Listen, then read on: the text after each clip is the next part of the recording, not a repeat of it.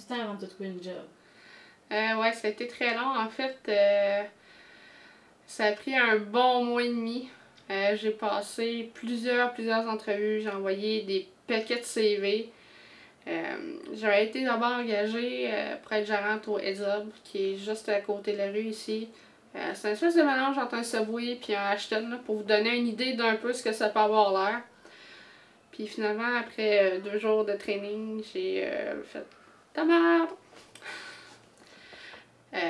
Sauf qu'on s'entend qu'avant de faire ça, je l'ai pas fait sans y réfléchir vraiment beaucoup. Puis j'avais eu un appel entre-temps du Circle K où je travaille maintenant. Puis je pense que c'est ça qui a fait changer la balance de bord. Je pense qu'à long terme, ça va être un meilleur investissement pour moi que le Heads Up. Donc je suis bien contente. J'avais 2 semaines à faire au magasin Trinité, qui est pas très loin d'ici. C'est un beau magasin.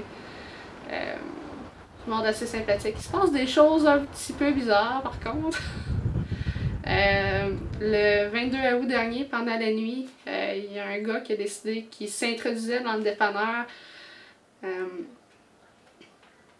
avec une hache. Dans le fond, il a défoncé le bas de la vitre avec sa hache, il est rentré, il a couru un peu après le préposé qui était là. Il voulait avoir l'argent, fait qu'il a vraiment frappé sa caisse avec la hache. Dans l'espoir d'avoir de l'argent, puis finalement il est reparti avec la caisse au complet, pas juste le tiroir où l'argent est dedans, vraiment la caisse au complet. Il a fait pour 5000 pièces de dommages, puis il est parti avec à peu près 150 pièces. Fait que il a plus traumatisé le monde qu'il s'est mis de l'argent dans ses poches, donc c'est un peu dommage pour ça.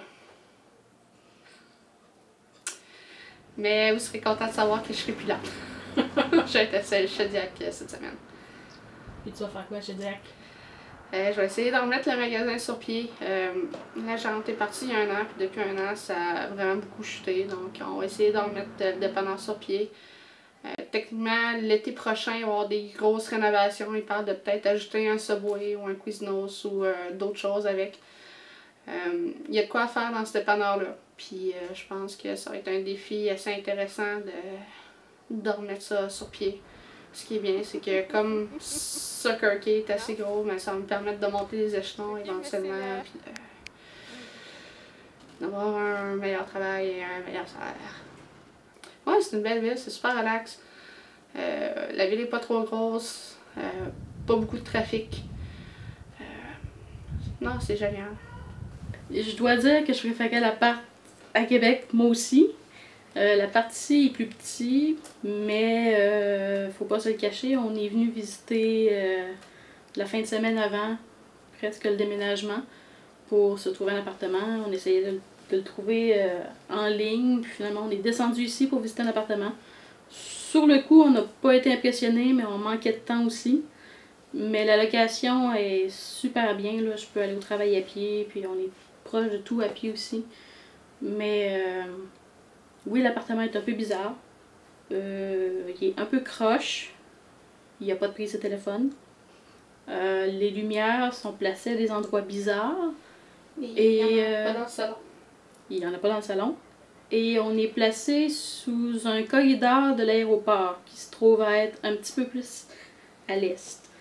Donc, régulièrement, on se demande ce qui se passe. Puis c'est un avion. L'autre était mieux.